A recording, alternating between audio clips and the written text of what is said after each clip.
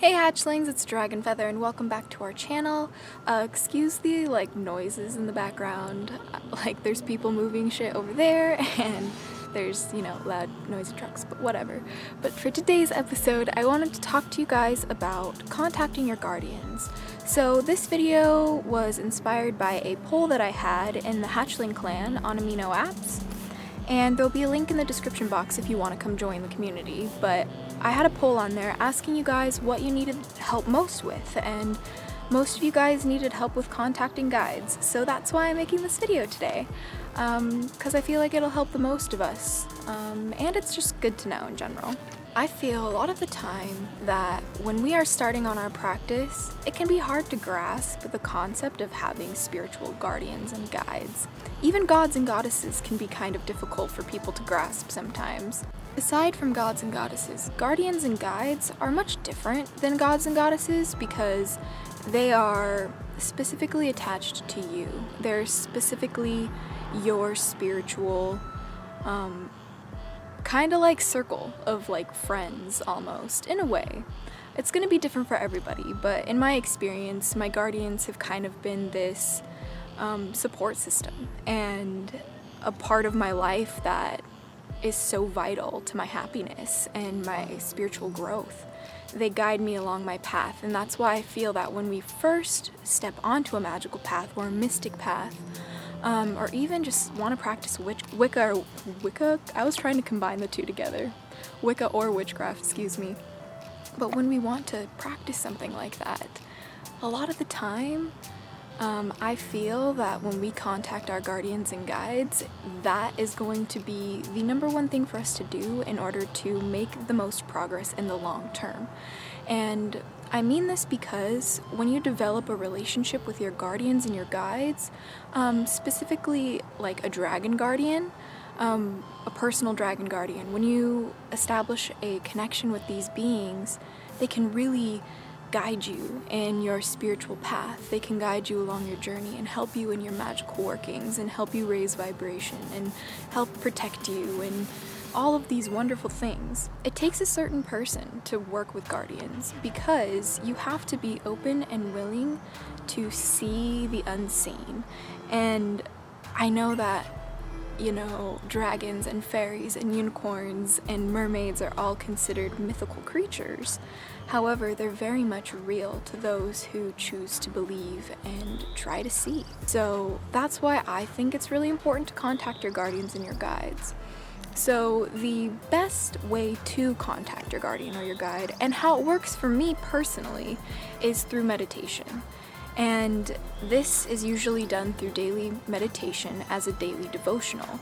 And during this time, I spend this time to connect with myself and to connect with my guardians in a more still, open, aware state. Specifically, I like doing this out in nature, which is why I'm out in nature right now, because meditating out in nature is so powerful for grounding yourself and connecting yourself to the earth. It's so important to be out in nature, especially when you're walking a nature-based path. And this might seem so simple in theory, but putting it into practice has really blown my mind how much I didn't realize I wasn't connected to myself until I spent some time with myself out in nature. Because it's when we're out in nature that we're in the most natural state, because even the environment around me is breathing. It's alive. It's not just me that's alive in a box full of shit or full of people or full of, tons of glittering dragon statues and crystals and all these distractions that are beautiful nonetheless, but there's nothing beats the great outdoors, man. Nothing beats the great outdoors. Hashtag cabin in the woods needed in my life. So if you guys can get outside and meditate, doing that every day is going to drastically improve your just mental health in general. It'll, help with anxiety and stress. It'll even help you sleep better. But also, it'll help you connect to your spiritual side in a very personal way on a daily basis that makes it become normal and a part of your everyday life and practice. So this was kind of fascinating for me. I honestly really didn't think that contacting guardians and guides would be what people were most curious about when they first started practicing.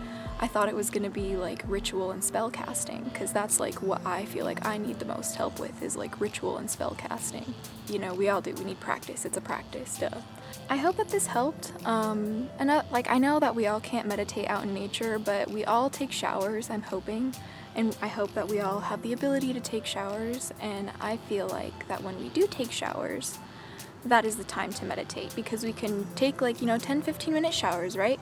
And during that time we can set an alarm if we need to, but we can really just focus in the shower on meditating and grounding and letting the water wash away all that no longer serves us, you know?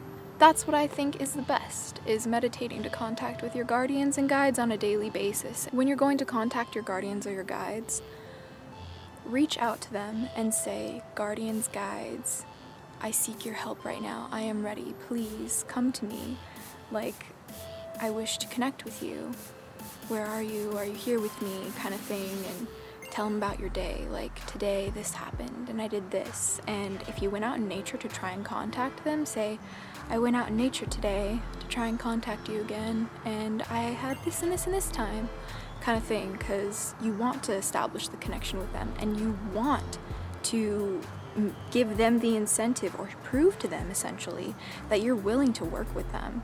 So you got to make a constant effort for a while, and usually they'll watch you, but they won't let you know, because they want to see who you are first. And so if you get discouraged in the beginning because you're not getting results, maybe they're watching you, and they'll see that if they are. And in my personal belief, your guardians are always with you, and it's up to them to make themselves manifest or not. But I feel like a part of them is always with us, just like a part of our family and friends is always with us too in our hearts. And I know it sounds really cheesy, but energetically it makes sense. That's kind of like how I contact my guardians and guides, and I hope that this video helped you. It was kind of a specific method that I use that has worked the best for me. But if you guys have any questions or comments, please feel free to leave them down below in the comment section below. Please do that. If you guys have any questions or comments, please let me know and leave them down in the comments below, and I will get back to you as soon as I can, because this can be a tricky topic. So I'll try and answer as many questions as possible. And don't forget that if you have more in-depth questions, that you can go follow me on the Hatchling Clan on Amino Apps, and I really try to respond to every single message I receive on there.